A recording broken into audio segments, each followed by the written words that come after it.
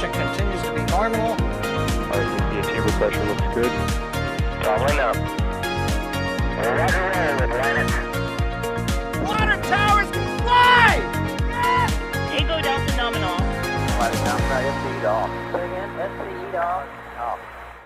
Yikes. You bet. Concur. We don't need any more of these.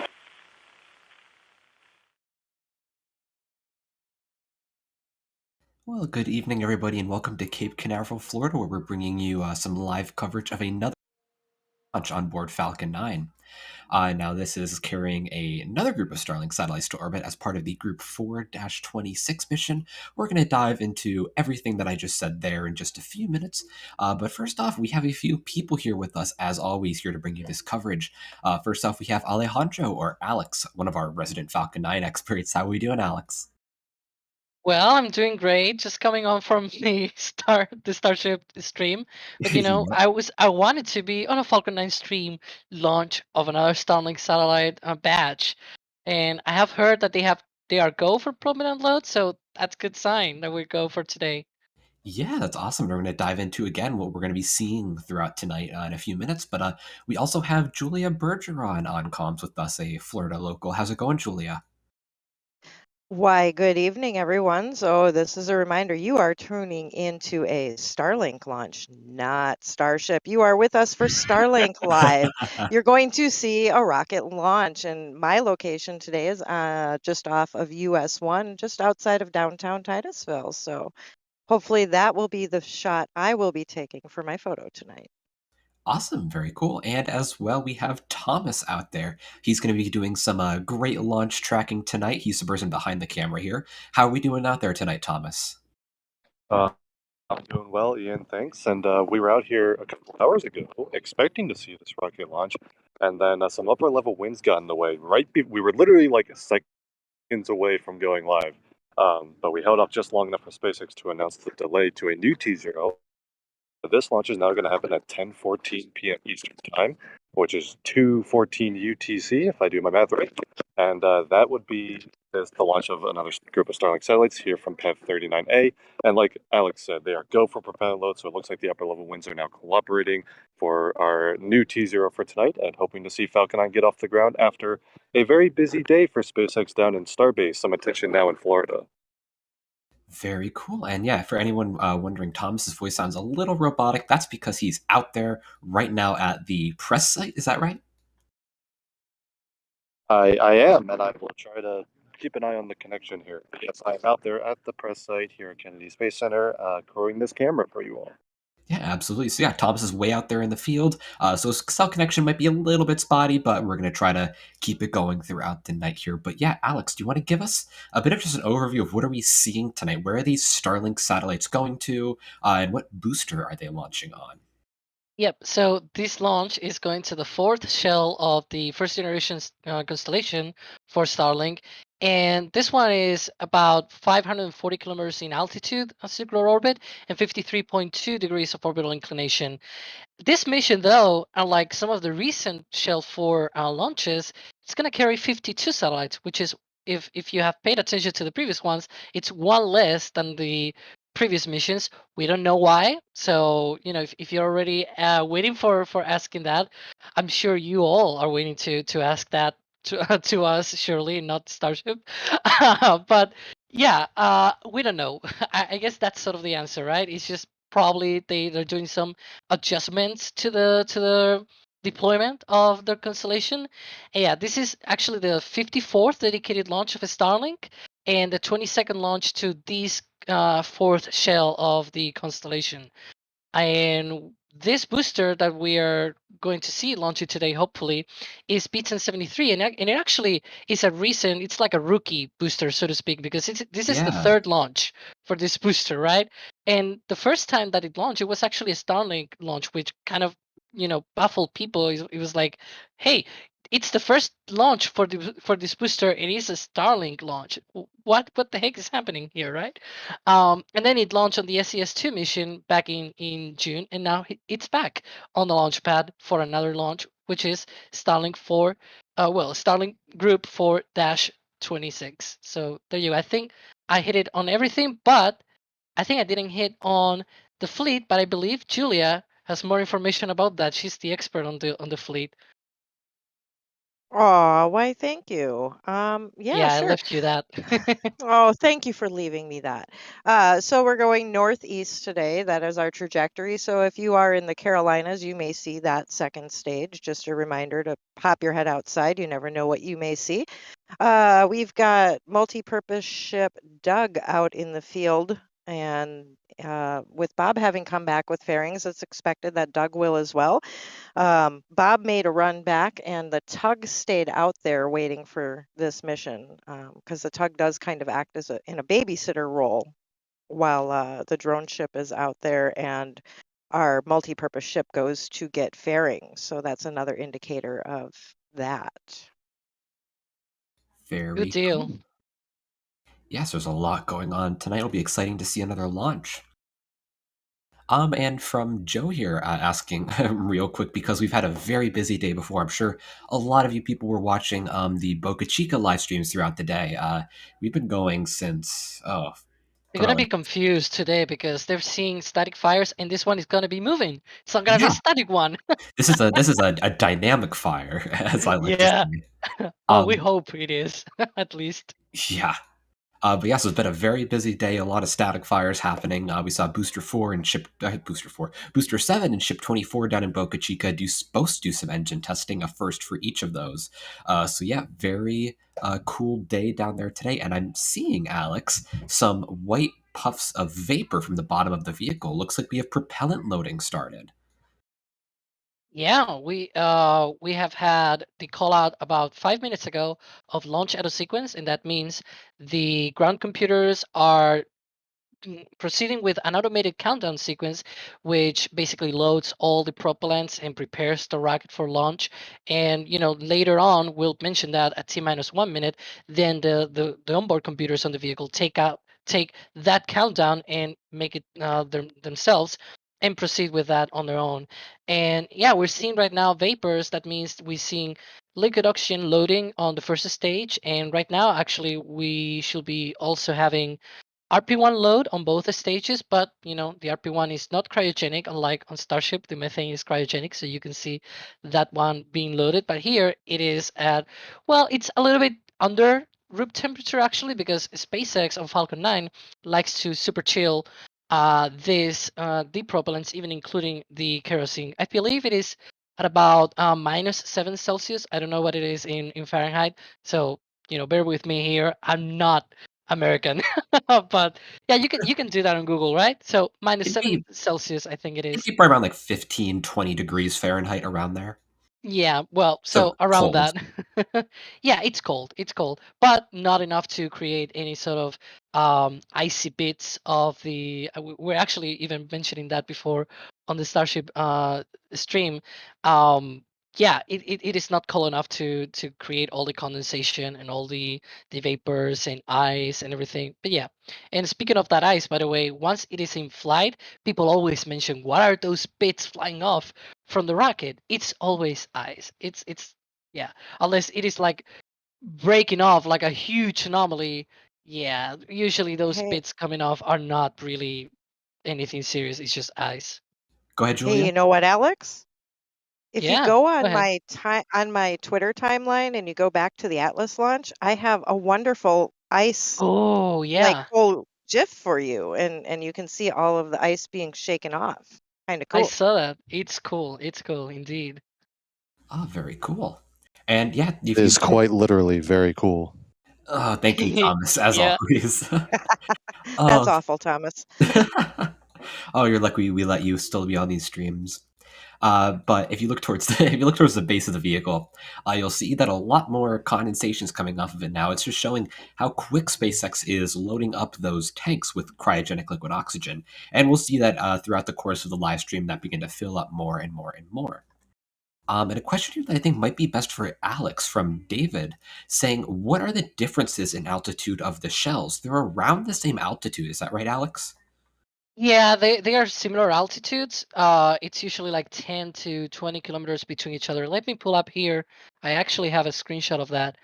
And shell number 1, it is at 550 kilometers, while shell 4, so shell 1 and shell 4 are really very similar. One is 53-degree inclination.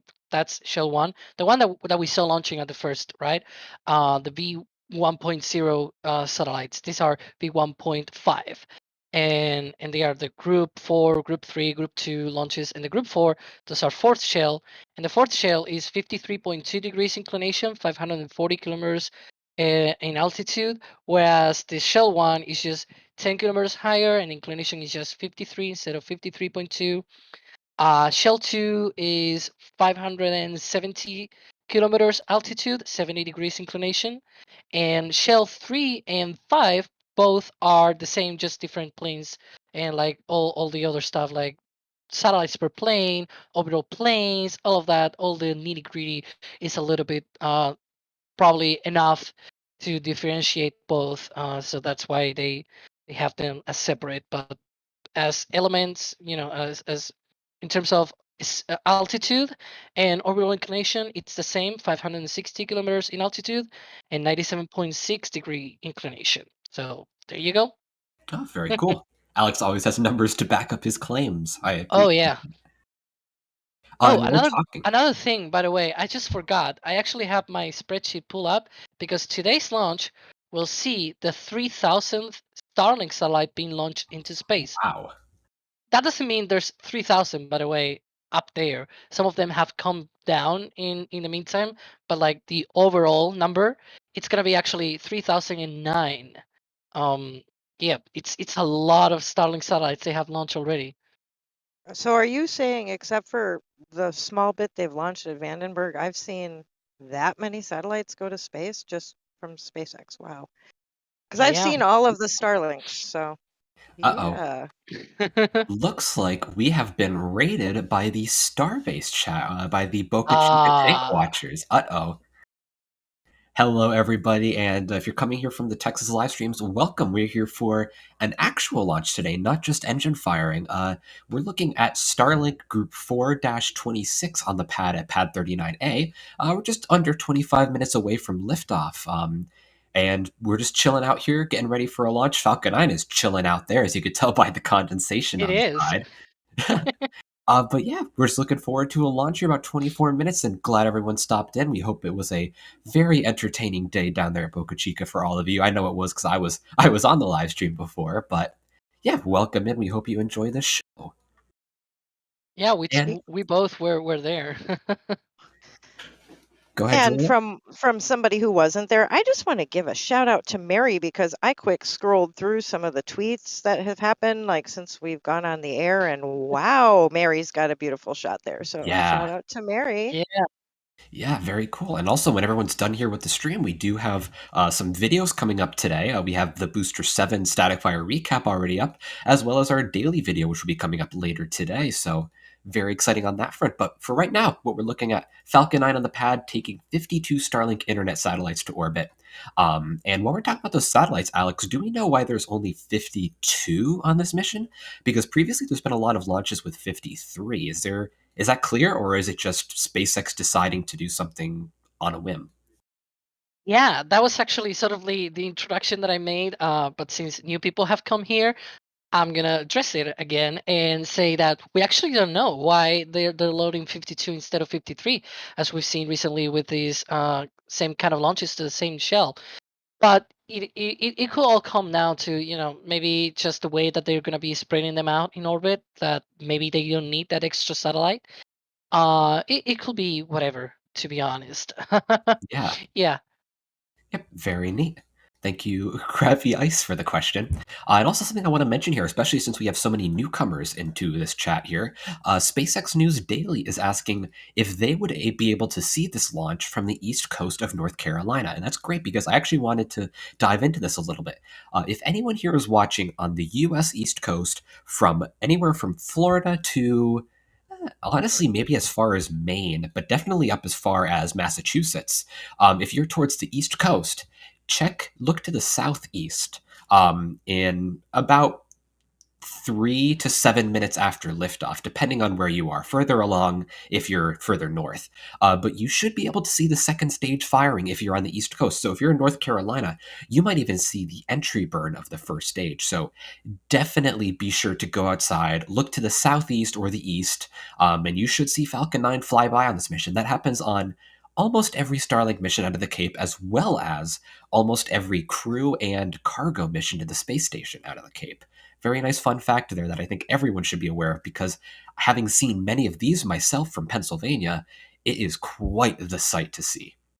But we're coming up here on just over T minus 21 minutes, and I think there's a very interesting event that's going to happen in about 1 minute. So, Thomas, if you're on chat here, can you kind of guide us through what is this event we're going to see at T minus 20 minutes, or event, I could say? You know, I was wondering if that's where you were going with that, but yeah, we do have an event, or better just to say event, coming up. The T-minus 20-minute event is when the lines on the transporter or erector, which is that white structure immediately to the right of the rocket from this perspective, the lines that are on that structure will be done loading RP-1 kerosene into the upper stage. When Alex was talking about propellant loading starting, they load both propellants, RP-1 kerosene and liquid oxygen, into the first stage simultaneously, all the way through the countdown up until about T-minus 2 minutes. But the upper stage, you only load one. They load RP-1 kerosene first, and then once they have finished loading that, they purge the lines with nitrogen, and we're about to see, in fact, there it is starting right now. They will purge those lines with nitrogen to make sure any remaining kerosene is cleared from the system before they load liquid oxygen, and they'll load the liquid oxygen second up until about that T-minus 2 minute mark, and that'll complete the propellant loading on the upper stage. The reason they do it in that order is because liquid oxygen, like Alex also alluded to, is much more susceptible to boil off. At ambient temperatures, it will evaporate. Obviously, oxygen in our atmosphere is not in a liquid form, but kerosene is stable at ambient temperature. So even though the kerosene on a Falcon 9 rocket is chilled to make it more dense, it is less susceptible to boiling off than the liquid oxygen is. And so they load the liquid oxygen later, so there's less time for it to boil off, basically, and less of it. They lose less of that performance. So that's what you're seeing right now. They're purging those lines. That tells us that kerosene loading is complete on the upper stage. And then at T-minus 16 minutes is when they'll start loading the liquid oxygen onto the loading onto stage 1 will be continuing throughout all of this time. Gotcha. Very cool. And yeah, that's a great indicator that everything is going well with the countdown right now. That's showing, yeah, like Thomas said, that propellant loading or fuel loading on the second stage is finishing up, and they're moving on. So great to see that. As well as from Starship 24 saying, can they see this from Wallops Island? And yeah, like I said, if anyone here watching is from, it's towards the east coast of any states from Florida all the way up to New York, anywhere in between, look to the east. If you're anywhere near the east coast, New York, whatever, just go outside, look to the east, look to the southeast, and you should see something, hopefully. But moving on, Jay Fidel here asking, how does soot buildup on the boosters affect aerodynamics? So as the boosters are being reused, they're kind of getting scorched or sooty from engine exhaust. So, Alex, could you do quickly, does it really affect the aerodynamics at all? I'm not sure it affects aerodynamics. I don't think it does. It's very, very thin layer. Gotcha. Yeah, it's like a very thin layer of scorching or soot on there. So yeah, it really wouldn't affect aerodynamics much at all. You know the what? same can be said about the ice on board as well. It's minimal enough that it doesn't really affect much. Yep. Right. If you've ever been up close to one of these boosters, I guess the best way I can describe it is if you've ever seen a plasma burn, it's kind of like layers of plasma burn. It's almost flat against the surface. And even though people have written in it, it's less like soot and more like a burn. Yeah, it's like kind of like a bit of soot. It'll come off onto your finger if you rub it, but there's still a bit of scorching underneath it, so it's not really permanent. Very cool. But we're going to run through some super chats here as well, people supporting the stream, which we always appreciate seeing. From Hilge in AK, I guess, Arkansas, they upgraded their membership to Capcom. Thank you very much, and we hope you enjoy the Discord access, the NASA Spaceflight Discord, that comes with having the Capcom rank. So thank you very much, Hilge. We appreciate that, and we hope you enjoy it. And Musical Wolves with $5 saying, were the upper level winds caused by Starship and booster static fire. So yeah, this launch was supposed to launch about 4 hours ago, but had to be scrubbed due to some upper level winds. I don't think that they were caused by the Starship or booster static fire, Musical Wolves, but there might have been some foul play there, you know. Thank you, though. And from Nathaniel here with a dollar super chat, no message. We still really appreciate that, Nathaniel. Thank you very much. And Official Park Hoon, thank you for upgrading your membership to Capcom. We really appreciate that. And from Chris here with a question asking, why do the MVACs route the gas generator exhaust into the bell nozzle while the sea levels dump it overboard? Alex, do you know the answer to that question? Why they route the gas generator exhaust into the nozzle? Yeah, so by the way, I should point out the T-minus 20 minute event has a stop, and that means Lux load is underway on the second stage. And so on that note, the MVAC engine used to be back in the MVAC C era. It used to have the gaseous the the gas generator exhaust was coming out from its own nozzle, and it was actually used for roll control when it was the MVAC C. But with the MVAC D, they actually changed that, and I believe it is because it is so higher thrust compared to the MVAC C that the extra cooling, the film cooling from that gas generator exhaust actually helps with the bell nozzle to not overheat. So because it is more thrust, it creates more power and more thermal loads and everything. So you need some kind of cooling in the extension bell of the MVAC. And so that's sort of the reasoning here. Whereas the ones on the first stage do not need it. So if you can avoid that, if you can avoid that kind of hassle to reroute all the gas generator exhaust and everything, you can make a simpler engine. It's actually more complicated now with a gas generator, sort of like going into the bell. But yeah, it's just that it also only cools down the extension of the nozzle, not the proper Yeah. nozzle. So it's the niobium extension, which is very thin, and it's actually thin because of the relatively cooled design that it has. So yeah, it all comes down to how the engine design comes. Whereas on the Merlin 1D sea level, it's all like the whole nozzle is just the cooling channels of the RP1 and everything. So it's regeneratively cooled, which means there are liquids inside the nozzle that allows to cool down. In this case, it is RP1. Very cool. It's a long explanation, but you get it.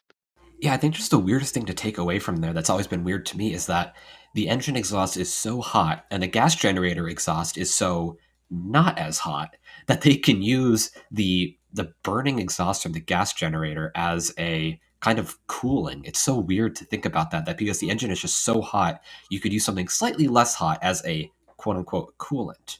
But yeah, anyway, it's just always been weird to me, but it makes sense. And thank you, Chris, for the super chat.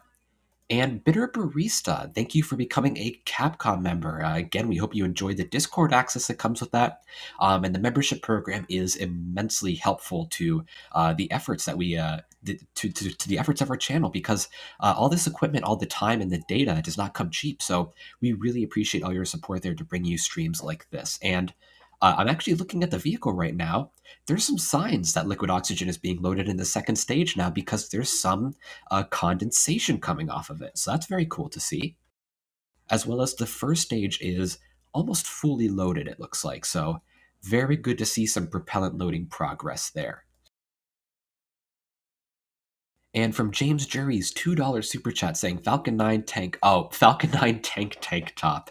Very good idea, James. We really appreciate that. And we appreciate this. You know, I will say that in between the first T0 for this launch and the time that I had to leave my house to come back out here, I did have the Starbase stream on a monitor that I had in the background, and every once in a while there were some very interesting merch items that were showing up, and I didn't have the audio on, so I wasn't conversation around it, but I think that last message had something to do with it.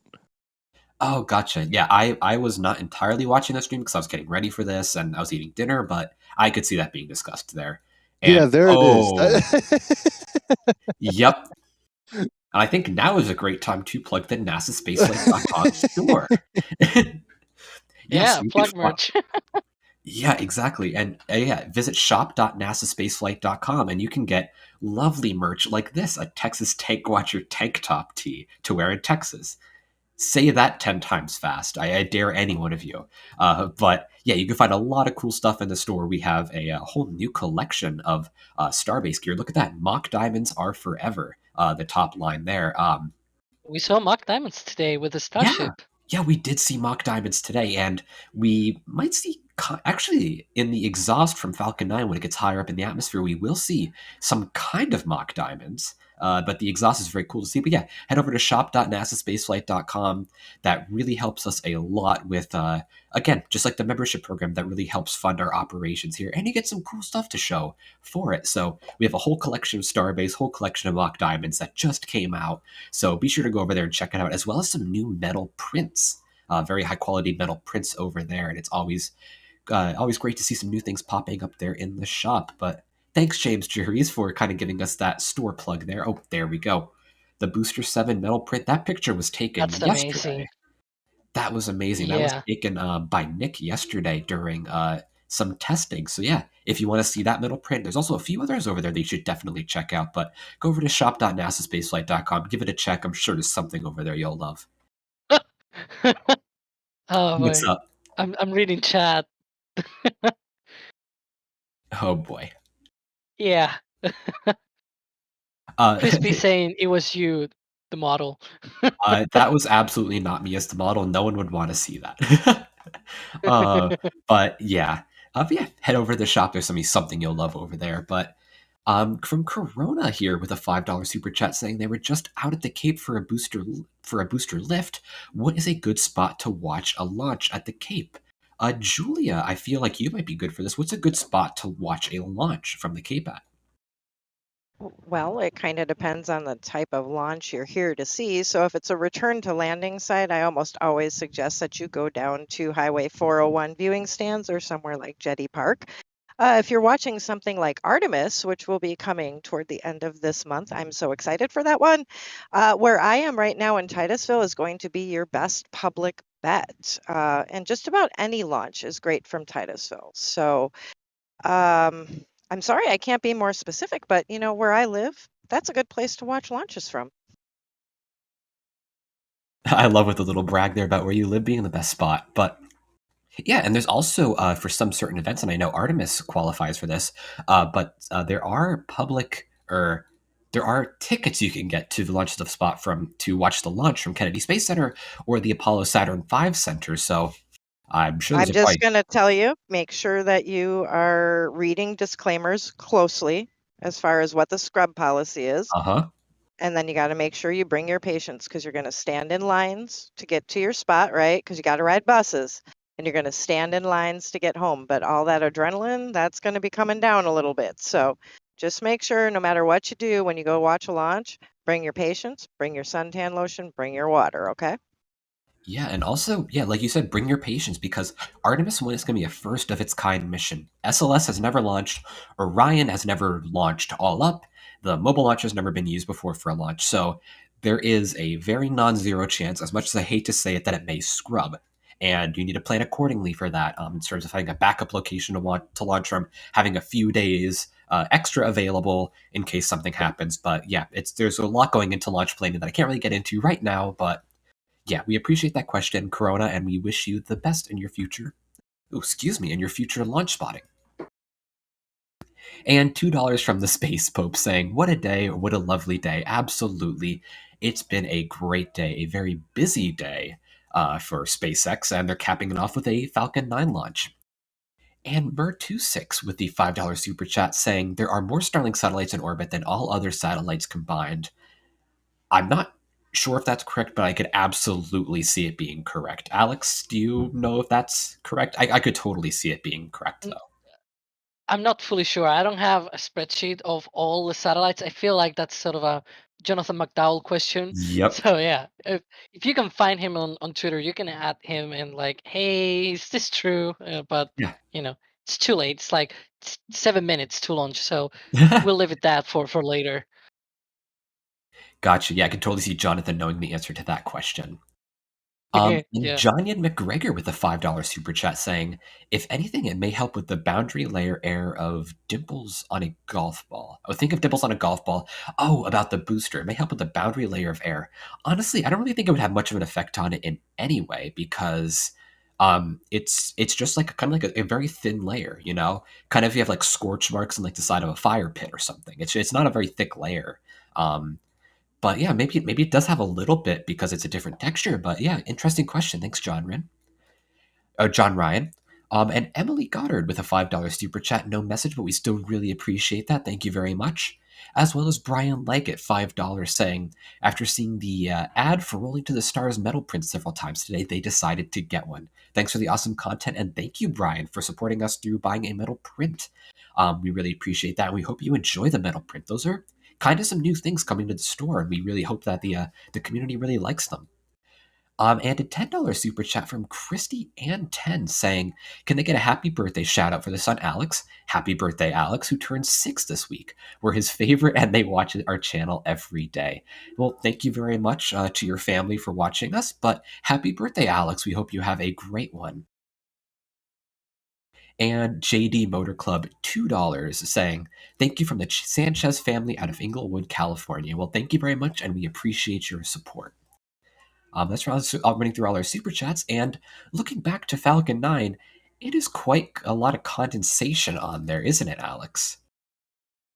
Yeah, it's really frosty, really full of condensation, and I believe I heard the call out for RP1 load complete on the first stage, so we should be approaching almost full load on both stages soon.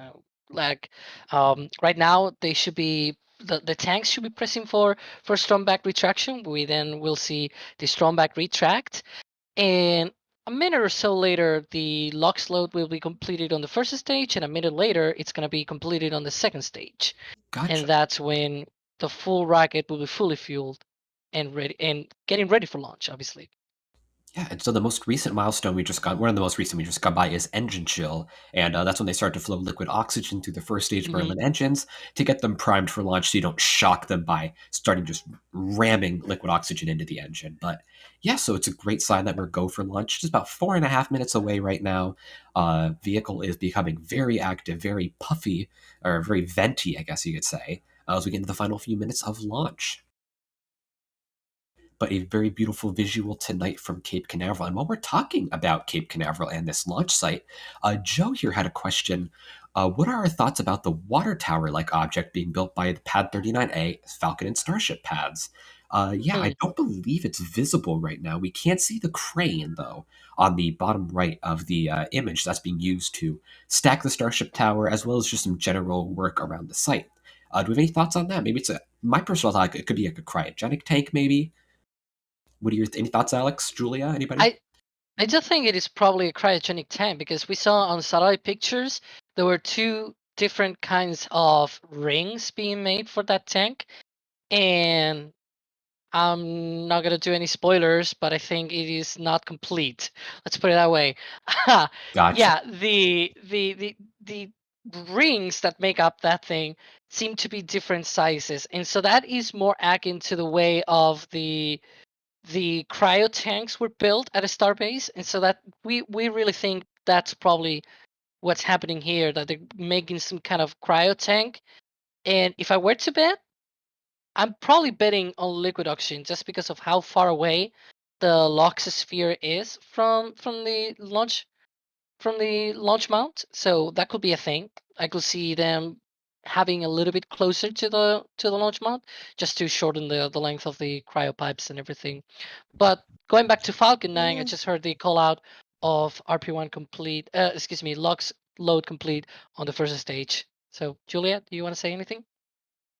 I was just going to say, hey, Alex, I'm kind of feeling the same way you are about that. I'm not getting a water tank feel. I'm getting more of we're going to put something cryo inside of it. Yep. That's just my gut, though. It's just what I see from the air. It doesn't feel like a water tank. Gotcha. And a lot of people in chat are confirming to us that SpaceX has confirmed it was a 2 Raptor test fire on Ship 24. So we had a single engine test fire on Booster 7, double engines on Ship 24, and we're about to see 9 engines light up here in just over 2 minutes. Actually, I should say 9 engines and then 1 more engine after that, but that might be 9 engines? 9 engines. Yep. Okay, I just said it all by myself. Oh, brother, now we're getting under T-minus 2 minutes. So, Alex, we're going to be seeing a lot of stuff happening around T-minus 1 minute, starting off with the flight computers. So, what's happening here in Yeah, about so 20 seconds? I just heard LOX load complete on the second stage, so the rocket is fully loaded right now with all the propellants, and we're seeing right now purging of the fuel lines on the Stromback. And in about 30 seconds, we will see. Well, we won't see, but the ground computers will hand off the launch countdown to the onboard vehicles computers, and that's basically when the countdown sequence, the countdown nets are going to say Falcon 9 is startup, and later probably we'll hear, well, at least myself that I'm hearing at the countdown will be the no go launch for launch, and then yeah, liftoff at T0. Well, the engines are going to be igniting at T-minus 3 seconds, and then the liftoff of the rocket. And after that, max Q at 1 minute or so, MECO stage separation and MVAC ignition about 2.5 minutes into flight, and then we'll see.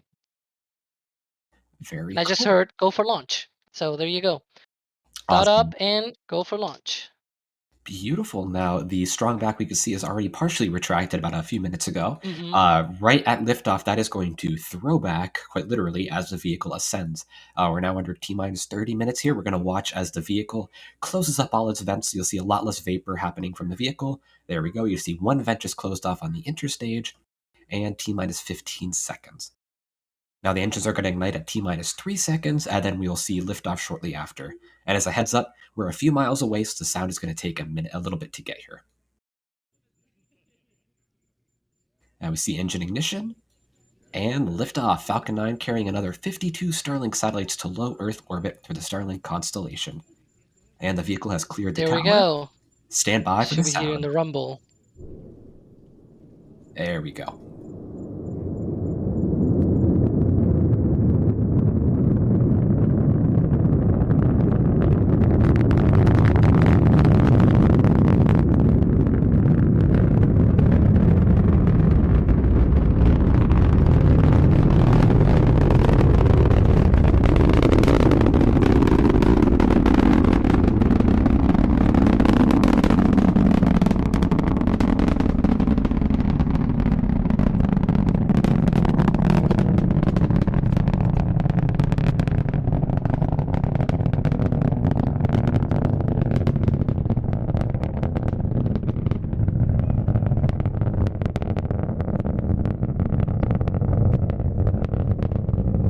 Oh, look at that. Wow. Wow. Falcon 9 generating a lot of vapor as it passes through maximum dynamic pressure. That was actually through the speed of sound. Oh, We did the yes. call out of there you go, now max Q. Yep. Well, yeah. They're around the Supersonic same time. and max Q, yep. You guys, it's actually really cool. I'm looking through the Saharan dust. It's kind of cool here on the coast today. Oh, it seems like You're breaking Julia, up you a have a little bit, little bit Julia. robotic. Yeah. Yeah, but what Julia was trying to say, I believe, is if you're looking at the vehicle, you'll see a little bit of a halo of orange light around it. That is because we're looking through a bit of haze caused by Saharan desert dust. So the Saharan desert, obviously across the Atlantic from Florida, that is a lot of sand is being blown off from there, and it's in the air right now in Florida. That's what's causing that bit of haze around the vehicle. And obviously see some great SpaceX tracking shots here. This is one of my favorite parts of launch because you can see as the vehicle ascends into the atmosphere and the atmosphere gets thinner and thinner, the plume begins to spread out as the exhaust expands. And the color and the visuals of that is just gorgeous because the blue and the orange just work together beautifully, and Thomas is tracking it perfectly right now. Now, the next event coming up in a few seconds will be main engine cutoff, where all 9 engines shut down, followed by the stages separating. And we just had main engine cutoff. Mako. We'll see stage separation here, and then second stage ignition in a few seconds. Oh, I believe that's Thomas' view, so the MVAC Yep. ignition just occurred. Yep, that's the MVAC from Thomas. We'll see payload fairing separation. Looks like I think I just saw that. Yeah, the SpaceX stream is a little bit behind, Yep, but Thomas is always way ahead. absolutely. And another favorite part of stream here, if you look on the first stage view, if you see what kind of looks like lit up spider webs in the background, those are cities across Florida. I think the main one just to the right of the left grid fin is Orlando, but I may not be right there. But you can see the coast of Florida there, which I think is always great to see. And you can also actually see the curve of the Earth on the far left side of the screen there. Again, both vehicles are now well above the carbon line and well outside the atmosphere. The first stage will be slowing down as it reaches the peak of its ballistic arc before then coming back down, while the second stage is ascending to orbit. Oh, they removed the feed of the first stage. I always love seeing that. I hope they keep it for re-entry.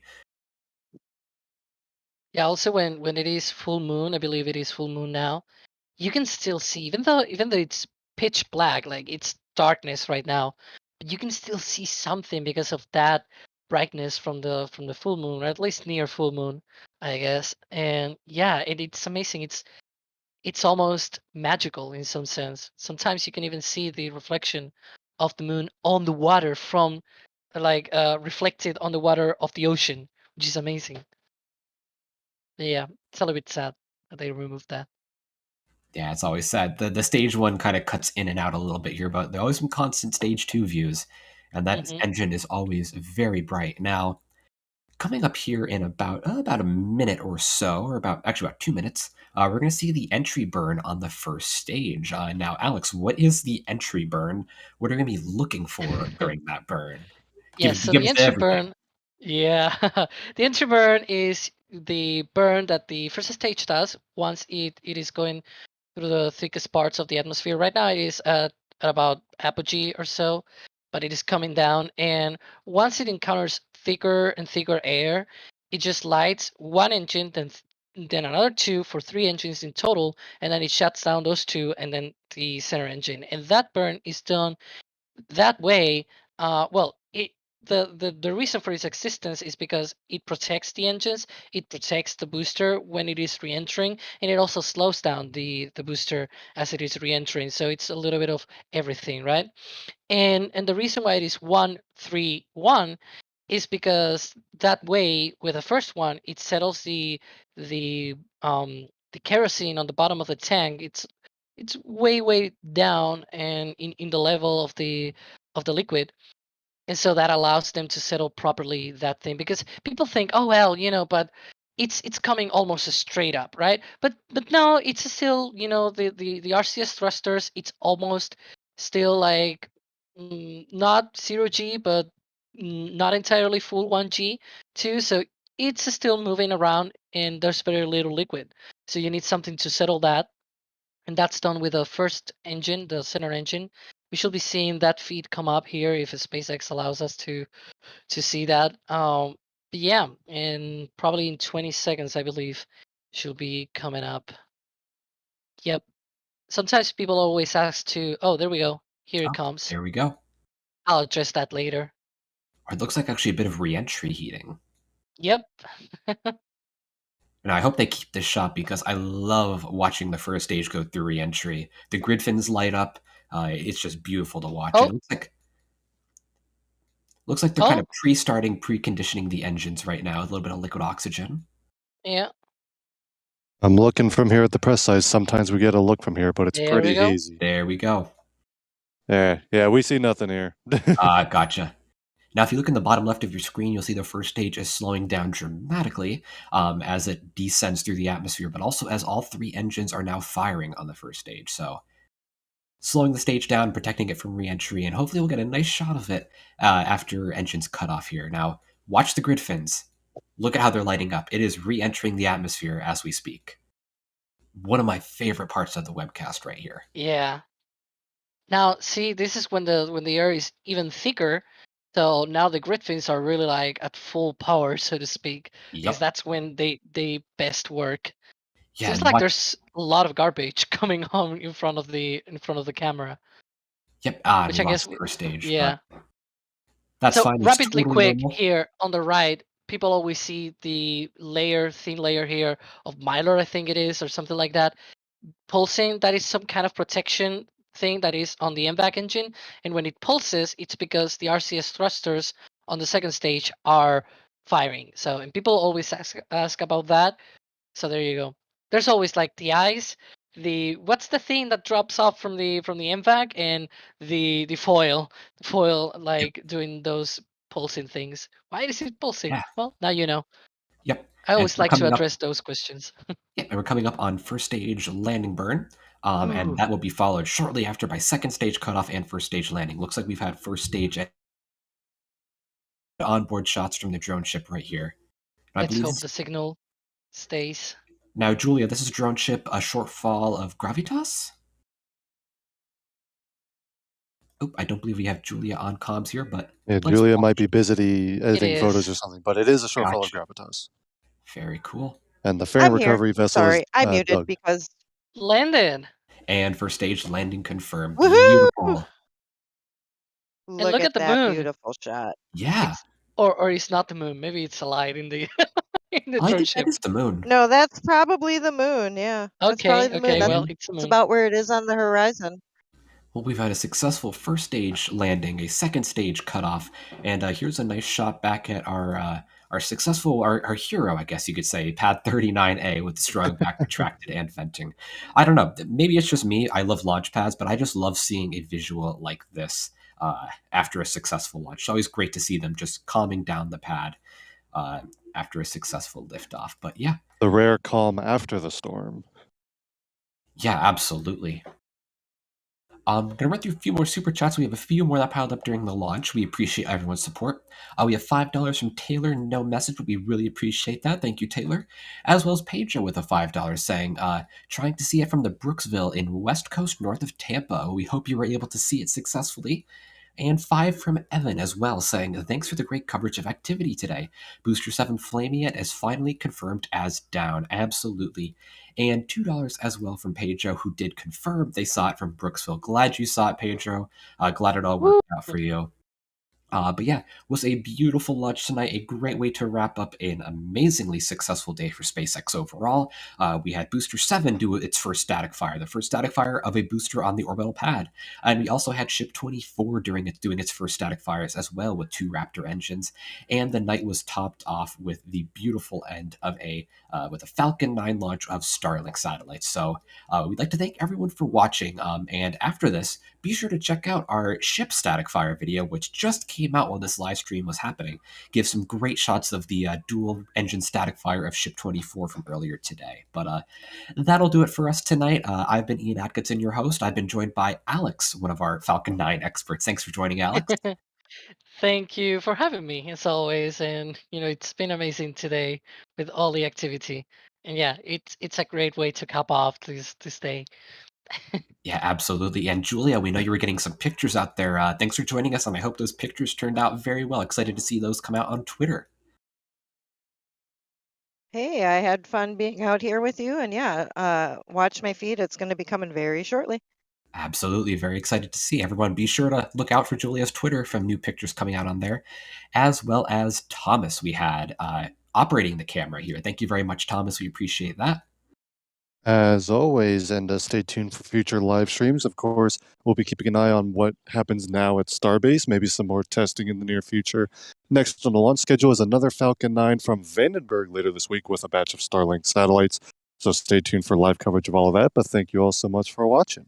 Absolutely. And we had Patrick back in the studio operating. So thank you very much, Patrick. But thank you, everyone, for watching. Thank you, everyone who supported us through memberships and super chats. We appreciate all your support after big days like today. I'm sure everyone can realize how big of an effort is put into all this through 2 live streams across the country. But again, thank you, everyone, for watching. We appreciate it. We hope you found all of our live streams today entertaining.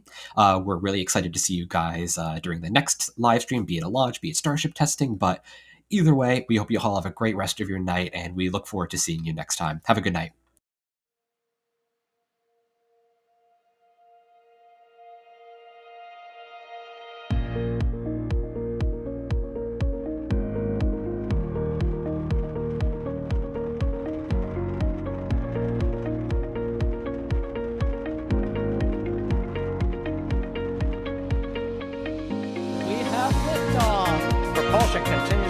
normal. Alright, chamber pressure looks good. Doubling up. Roger roll with Linus. Water towers can fly! Tango down to nominal. Flight outside SC off. Bring in SC off. Yikes. You bet. Concur. We don't need any more of these.